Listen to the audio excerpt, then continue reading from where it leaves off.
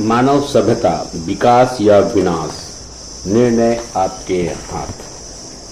तो आइए मैं आपको आज एक नया टॉपिक पर ले चलता हूं, जिसका शीर्षक है मानव सभ्यता विकास या विनाश, निर्णय आपके हाथ। लाखों करोड़ों वर्ष बीत गए जब आदमी ने इस पृथ्वी पर जन्म लिया था। उसने जन्म किसी जंगल में घने वृक्ष के नीचे लिया होगा। उन दिनों जंगल ही उसका घर था, जंगल ही उसका संसार था। वहीं जन्म लेता था, वहीं अपना जीवन बिताता था और वहीं मर जाता था। आज हम जब अपनी स्थिति देखते हैं तो लगता है कि हम जंगलों के बहुत ऋणी हैं। हमारे लिए रोटी, कपड़ा और मकान सबका स्रोत वही रहा है। वहीं से हमारे समाज जीवन का प्रारंभ हुआ था। इस जंगल ने हम लोगों को बहुत कुछ दिया। हम सचमुच कृतज्ञ हैं। बहुत शुरू में मानव जंगलों में घूमता था। वह जंगलों में शिकार करता था। वही कंदमूल, फल फूल खाकर अपना गुजर बसर करता था। पेड़ों की छालों को पहनकर अपना तन ढकता था। इन्हीं जंगलों से शुरू होती है मानव सभ्यता की कहानी। इन्हीं घने जंगलों में उसने घर बनाए, समाज बनाए। वह गाय, बकरी, भेड़ और तरह तरह के जानवरों को पालता था। वही जंगलों में उन्हें चराता था। वह उनका दूध पीता था और आवश्यकता पड़ने पर उन्हें मारकर खा भी लेता था। ऐसी ही जिंदगी चलती रहती थी। समय के साथ साथ मानव ने प्रगति की। धीरे धीरे वह नदियों की तरफ बढ़ा। इन्हीं नदियों के किनारे उसने गांव बसाए। वहीं वह खेती करता था और रहता था। बाद में कुछ गांव शहर बने और इसी तरह गांव और शहर बसते गए और सभ्यता की कहानी बढ़ती गई। प्रगति के इस कहानी में, सभ्यता के इस फैलाव में मानव का संबंध जंगलों से कभी नहीं छूटा। वहीं से उसे सब कुछ मिलता था। मकान बनाने के लिए लकड़ी, खाना बनाने के लिए जलावन, दवा के लिए जड़ी बूटी और शहद, साथ साथ जानवरों को चरने के लिए चारागाह। उसके जिंदा रहने का स्रोत जंगल ही था। पेड़ ही उसे सब कुछ देता था। इस देश में तो जंगलों की कहानी हमारे पूर्वजों, हमारे ऋषि मुनियों से बहुत नजदीक से जुड़ी हुई है। जंगल का शांत वातावरण उन्हें सर्वदा अपनी तरफ आकर्षित करता रहा।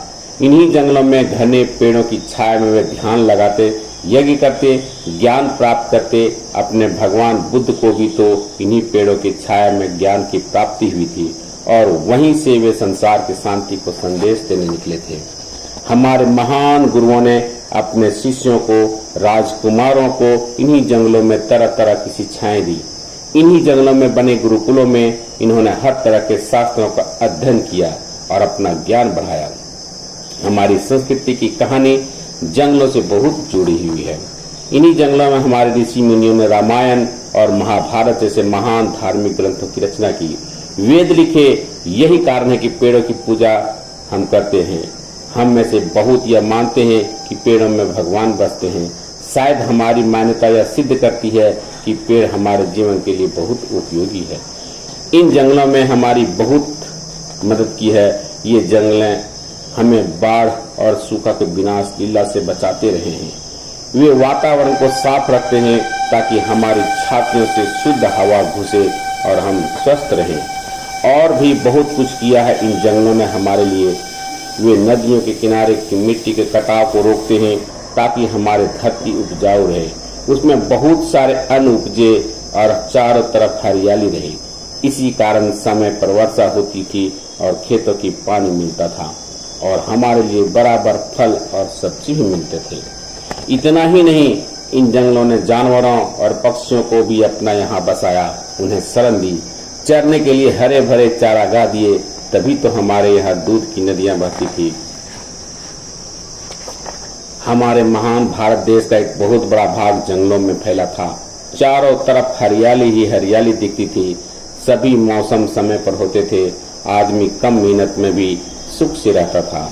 हर आदमी की यही इच्छा रहती थी कि वह इस हरे भरे खुशहाल देश में बार बार जन्म ले, परंतु हमारी यह इच्छा पूरी नहीं हुई। हमारे देश की आबादी लगातार बढ़ती गई। छोटे गांव शहर बने और शहर और बड़े शहर बने और हर तरफ आबादी बढ़ती गई। ऐसा लग रहा है कि लगातार लोगों की बाढ़ धरती पर बढ़ रही है। इस बढ़ती हुई आबादी के कारण सबसे बड़ा खतरा इन जंगलों पर आया।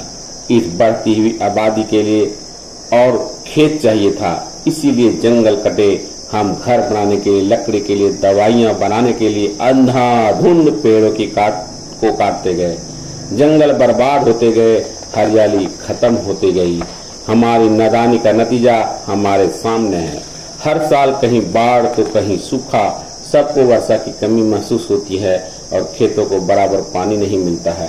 पेड़ों की कमी से हमारे शरीर में घुसती है गंदी हवा, जो हमें खोखला और बीमार बनाती जा रही है।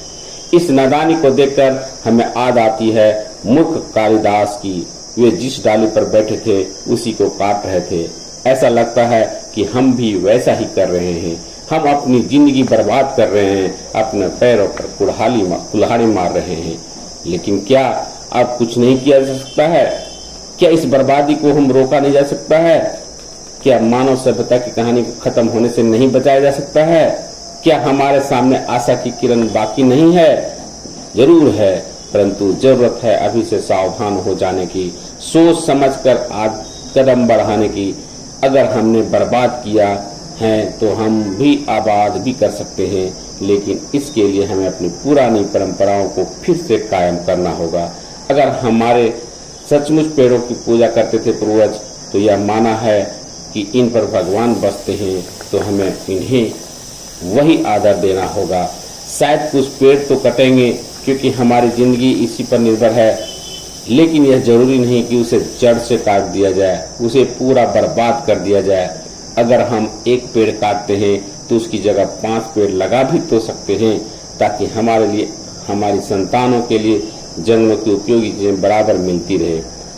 हर तरह के पेड़, फल देने वाले पेड़, लकड़ी देने वाले पेड़, रेशम के कीड़े पालने वाले पेड़, और इसके साथ ही जरूरत होगी इस बेतहाशा भीड़ की रोकथाम के लिए आवश्यक कदम की। क्या होगा इतने लोगों को? कहां से मिलेगा इन्हें खाना, रहने के लिए घर, पहनने के लिए कपड़े, बीमार पड़ने पर अस्पताल? अगर हम अब भी चेत जाएं तो ये हमारे लिए और हमारी संतानों के लिए फायदेमंद रहेगा। हम सब जानते हैं कि जमीन रबड़ नहीं है जिसे जितना फैलाएं उतनी फैलती जाए। फैसला हम सब के हाथों में है। हमें सोचना होगा कि हम खुशहाल जिंदगी जीना चाहते हैं या बर्बाद होना चाहते हैं। सचमुच हम में से कोई बर्बाद होना नहीं चाहता है, और इसीलिए हम पेड़ लगाएंगे, खूब पेड़ लगाएंगे, हर तरह के पेड़ लगाएंगे, और तभी हम और हमारी आने वाली संतान सुखी रह पाएगी। सचमुच फैसला हमारे और अपने ही हाथों में है। धन्यवाद।